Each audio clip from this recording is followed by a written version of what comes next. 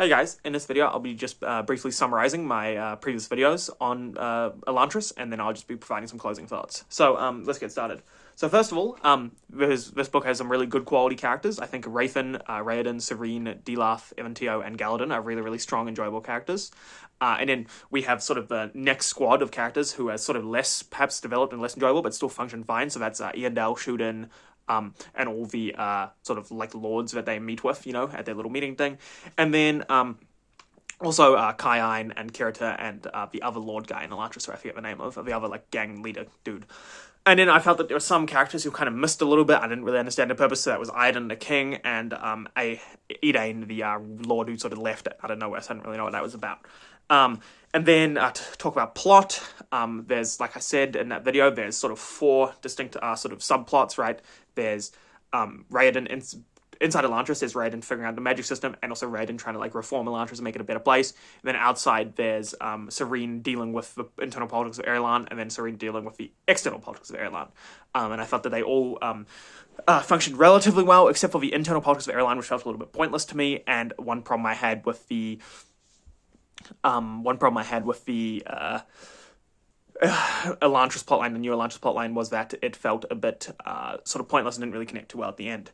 In terms of a magic system and a setting, I felt that the setting was very strong. Setting of Elantris was very strong and interesting and different, and I enjoyed the juxtaposition of old Elantris and new Elantris, which is to say, like how Elantris is now versus how it used to be. I thought that worked really well. I thought that the magic system was interesting and different and strong, but I wasn't a massive fan of how the magic system affected the world, in the sense that I felt that perhaps Brandon didn't perhaps understand, or I didn't agree with him in how the people would actually react to this magic system if it was a real thing.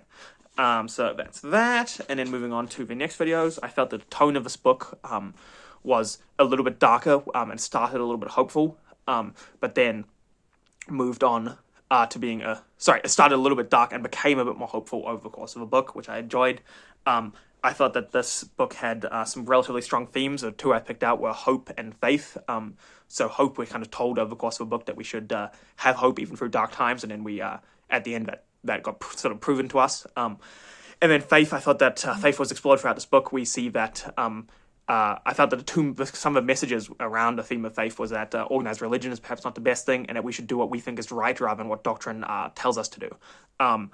And then I had some small nitpicks with the book, which I felt were that Dilaf's position was not foreshadowed. Kai'ine was also not foreshadowed. Kai'ine being like a pirate wasn't foreshadowed and felt kind of out of nowhere. Like I said just before, I felt that the new Elantris plotline didn't like intermingle as well as it could have. I felt that we should have perhaps had some more evidence of how evil Shudareth was and where it is before the end of the book. And yeah, that is about it for the summary of all the previous videos.